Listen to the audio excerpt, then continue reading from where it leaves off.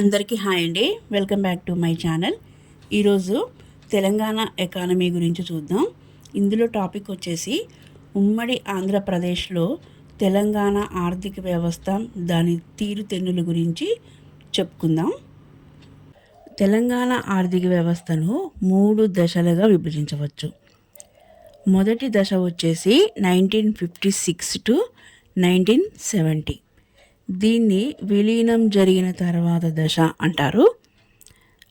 రెండో దశ 1971 టు 1990. ఆర్థిక వ్యవస్థలో ప్రభుత్వ రంగం ప్రధాన పాత్ర పోషించిన దశ ఇది. మూడవ దశ 1991 నుంచి 2014. ఈ దశను ఆర్థిక సంస్కరణల అమలు, ఆర్థిక సంస్కరణల అనంతర దశ అంటారు. ఆంధ్ర రాష్ట్రం ఏర్పడే నాటికి తెలంగాణ ప్రాంతం 9 జిల్లాలను కలిగి ఉంది. ఆదిలాబాద్, కరీంనగర్, ఖమ్మం, మెదక్, మహబూబ్ నగర్, నిజామాబాద్, వరంగల్, నల్గొండ, హైదరాబాద్. 1978లో రంగారెడ్డి జిల్లాను ఏర్పాటు చేశారు. 2014 జూన్ 2న 10 జిల్లాలతో తెలంగాణ రాష్ట్రం ఏర్పడింది. తెలంగాణ రాష్ట్రం ఏర్పడిన తర్వాత రాష్ట్ర ప్రభుత్వం 2016 అక్టోబర్ 11న కొత్తగా 21 జిల్లాలను ఏర్పాటు చేసింది. దీంతో రాష్ట్రంలో మొత్తం జిల్లాల సంఖ్య 31కి చేరింది. 2019 ఫెబ్ 27న మరో 2 జిల్లాలైన ములుగు, నారాయణపేటను జిల్లాలుగా ప్రకటించింది. దీంతో రాష్ట్రంలోని జిల్లాల సంఖ్య 33కి చేరింది. 1965 ఆంధ్రప్రదేశ్ వార్షిక గణాంకాల ప్రకారం తెలంగాణ వాటా వ్యవసాయానికి 37%, పారిశ్రామిక రంగం 24%, సేవా రంగం 39%. హైదరాబాద్ భారతదేశంలో విలీనమైన తర్వాత భూస్వామ్య వ్యవస్థలోని జాగీర్లు, మక్తాలు, మున్సబ్లు రద్దయ్యాయి. ఆంధ్రప్రదేశ్ రాష్ట్రంలోని తెలంగాణ ప్రాంతంలో సాగు కింద ఉన్న భూభాగం 40%. కానీ కీలక ఉత్పాదనలో తెలంగాణ వాటా 1976 నుంచి 68 నాటికి 27% నుంచి 35% అయింది. తెలంగాణలో వ్యవసాయానికి ఉపయోగించే యంత్ర పరికరాలు 1967 నుంచి 68, ఇనుప నాగళ్ళు 23%, సాగునీటి మోటార్లు 55%, ట్రాక్టర్లు 42%.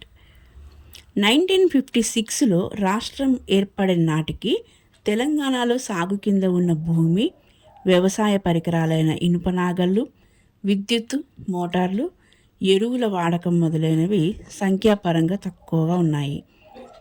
1968 టు 69 సంవత్సరానికి ఈ అంశాల్లో పెరుగుదల శాతం ఎక్కువగానే ఉన్నా రాష్ట్రం మొత్తంగా చూస్తే తెలంగాణ వాటా 30% కూడా లేదు. పశు సంపద 2 ప్రాంతాల్లో సమానంగా ఉన్నప్పటికీ పశు వైద్యశాలలు 1:1.75 నిష్పత్తిలో ఉన్నాయి. గ్రామీణ విద్యుదీకరణపై 3వ వంతు కంటే తక్కువగా ఖర్చు జరిగింది. 1956 నుంచి 1969 మధ్యకాలంలో ఆంధ్రప్రదేశ్ రాష్ట్రం తెలంగాణ ప్రాంతంలో వ్యవసాయం కోసం ఖర్చు పెట్టిన మొత్తం భూభాగం వాటా ప్రకారంగా కానీ, తెలంగాణ జనాభా వాటా ప్రకారంగా కానీ, సాగు విస్తీర్ణం వాటా ప్రకారంగా కానీ ఉండాల్సింది. కానీ వాస్తవంగా అంతకంటే తక్కువగా ఉంది. లలిత్ కుమార్ నివేదిక ప్రకారం తెలంగాణ ఆంధ్ర వ్యవసాయ నిష్పత్తి 2:2.5 ప్రకారం వ్యయం జరగాల్సి ఉండగా వాస్తవ వ్యయ నిష్పత్తి 1:2.2గా జరిగింది.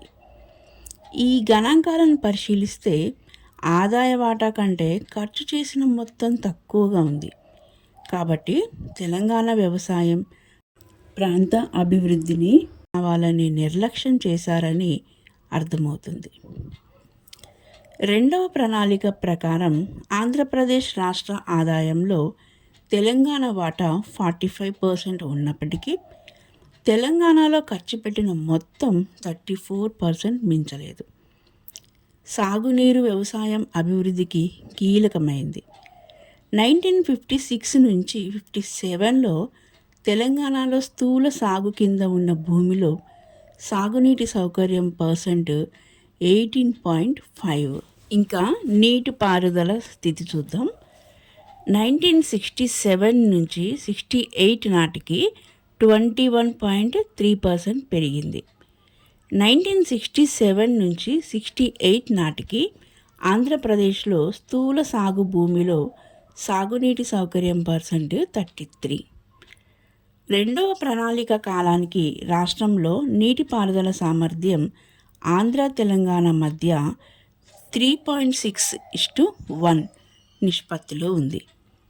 జనాభా, భూభాగం, వెనుకబాటు అనే 3 అంశాల ఆధారంగా ప్రణాళిక వ్యయంను నిర్ణయించాల్సి ఉండగా అన్ని అంశాలు 2:1 నిష్పత్తి పాటించి తెలంగాణకు వ్యయం చేయాల్సిన మొత్తం చేయలేదు. తెలంగాణ పీఠభూమి ఎత్తున ఉండటం వల్ల మైదాన ప్రాంతం ద్వారా నీటిని అందించడం సాధ్యపడదు అని భారీ నీటిపారుదల ప్రాజెక్టులను పక్కన పెట్టారు. హైదరాబాద్ ప్రభుత్వం దాదాపు 70 lakhs ఎకరాలకు నీటిపారుదల సౌకర్యాన్ని కల్పించాలనే ప్రణాళికతో సిద్ధం చేసిన కృష్ణా బేసిన్లో తుంగభద్ర ఎడమ కాలువ, ఎగువ కృష్ణా కాలువ, భీమా, నందికొండ ప్రాజెక్టులను పట్టించుకోలేదు. అదేవిధంగా గోదావరి బేసిన్లోని ఇచ్చంపల్లి, దేవనూరు ప్రాజెక్టులను నిర్మించకుండా నిర్లక్ష్యం చేశారు. కృష్ణా నదీ తీరాల జలాల పంపిణీకి భారత ప్రభుత్వం ఆర్ఎస్ బచావత్ కమిటీని 1969లో నియమించింది. 1973లో ఈ కమిటీ తన నివేదికను సమర్పించింది. పెద్ద మనుషుల ఒప్పందంలో ఉమ్మడి రాష్ట్రంలో పరిపాలన 2 ప్రాంతాలకు ప్రత్యేకంగా లబ్ధి చేకూరే అంశాలకు సంబంధించిన వ్యయం 2:1 నిష్పత్తిలో ఆంధ్ర, తెలంగాణ భరించాలి. ఆ పైన ఏర్పడిన మిగులు అంటే రాబడి వ్యయాన్ని తెలంగాణ అభివృద్ధికి ఖర్చు చేయాల్సి ఉందని పేర్కొన్నారు. అయితే ఈ అంశాన్ని వక్రీకరించి అన్నింటిలోనూ 2:1 నిష్పత్తి వర్తిస్తుందని నిర్వచించారు. ప్రాంతీయ కమిటీ 2:1 నిష్పత్తి అన్ని అంశాలకు వర్తించదని అనేకసార్లు ప్రభుత్వం దృష్టికి తీసుకెళ్లినా ఆంధ్రప్రదేశ్ ప్రభుత్వం పట్టించుకోలేదు. ఇంకా పరిశ్రమలు. తెలంగాణలో పరిశ్రమలు వ్యవసాయ ఆధారిత పరిశ్రమలు. ఆంధ్రప్రదేశ్ రాష్ట్రంలో తెలంగాణ ప్రాంతం పారిశ్రామిక రంగంలో అగ్రభాగాన ఉంది. తర్వాత కాలంలో తెలంగాణలో పరిశ్రమల సంఖ్య పెరుగుదల శాతం తగ్గగా రాయలసీమలో పెరిగింది. అయినప్పటికీ రాష్ట్రంలో పెట్టుబడుల రీత్యా పారిశ్రామిక అభివృద్ధి 3/2 తెలంగాణలోనే నెలకొని ఉంది. రాష్ట్రంలో నెలకొన్న అభివృద్ధిలో ప్రాంతీయ అసమానతలు, సంబంధిత రాజకీయాలు కూడా పారిశ్రామిక అభివృద్ధి జరగకుండా నిరోధించాయి. తెలంగాణలో పరిశ్రమల అభివృద్ధికి కృషి చేయలేదు అనడానికి ఈ గణాంకాలే నిదర్శనంగా చెప్పచ్చు. ప్రాంతాల వారీగా పరిశ్రమల మీద కేంద్రం పెట్టిన పెట్టుబడులు తెలంగాణలో 84.86 కోట్లు కాగా ఆంధ్రప్రదేశ్లో 41.71 కోట్లు. 1957 నుంచి 1966 మధ్య కాలంలో పరిశ్రమల చట్టం కింద నమోదైన ఫ్యాక్టరీల సంఖ్య పెరుగుదల ఆంధ్రాలో 12.7% కాగా తెలంగాణ ప్రాంతంలో 2.2% మాత్రమే ఉంది. ఇంకా రెండవ దశ, ఇది 1971 నుంచి 1990 వరకు. ఈ దశలో అభివృద్ధి ప్రక్రియకు ప్రభుత్వం దిశానిర్దేశం చేసింది.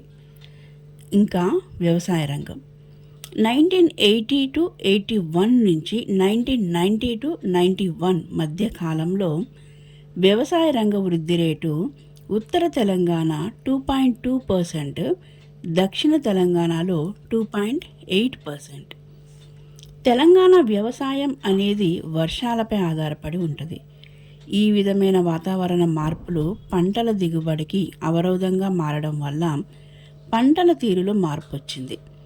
వాణిజ్య పంటలైన పత్తి, మిర్చి, నూనె గింజలు లాంటి పంటల విస్తీర్ణం పెరిగి చిరుధాన్యాలైన జొన్న, సజ్జ, కొర్ర, సామ లాంటి పంటల విస్తీర్ణం తగ్గింది. ఇంకా నీటిపారుదల.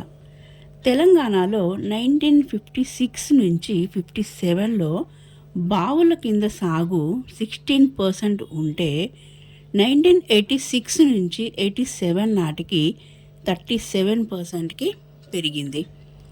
2015 నుంచి 16 నాటికి బావుల కింద సాగు విస్తీర్ణం 81%. 1955 నుంచి 56లో చెరువుల కింద సాగు విస్తీర్ణం 64%. 1985 నుంచి 86 నాటికి 28% ఉండగా 2012 నుంచి 13 నాటికి 8%, 2015 నుంచి 16 నాటికి 5.96%కి పడిపోయింది.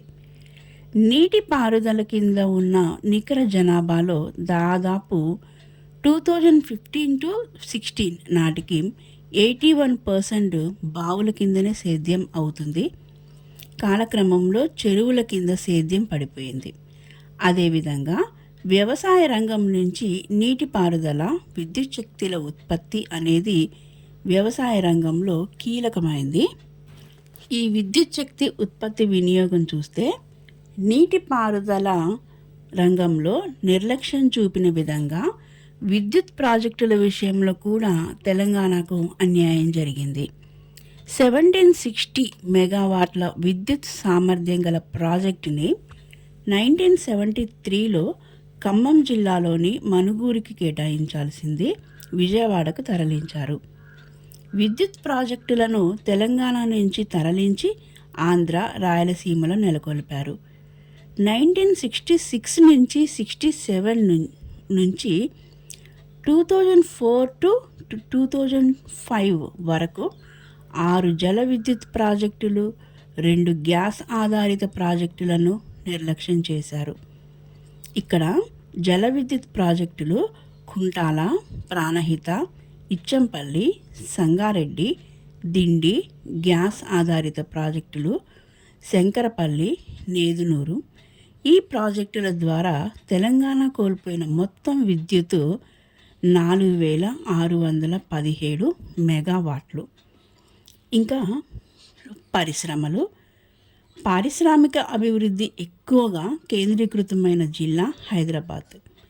1983 నుంచి 84 సంవత్సరానికల్లా బీడీ పరిశ్రమలు ఎక్కువగా కేంద్రీకృతమైన జిల్లాలు నిజామాబాద్, కరీంనగర్.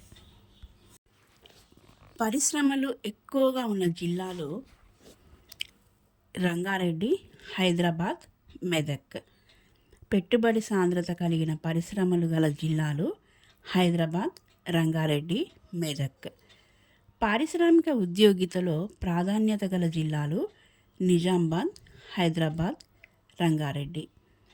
తెలంగాణలోని పరిశ్రమలు ఉద్యోగ కల్పనలో అధిక వృద్ధి రేటును కనబర్చాయి. ఈ విధంగా ఉమ్మడి ఆంధ్రప్రదేశ్లో తెలంగాణ ఆర్థిక వ్యవస్థ తీరుతెన్నుల గురించి చెప్పుకోవచ్చు. ఇంకా నా వీడియో మీకు నచ్చినట్లయితే please like, share and subscribe my channel. మరొక టాపిక్తో మళ్ళీ కలుద్దాం. Thank you for watching.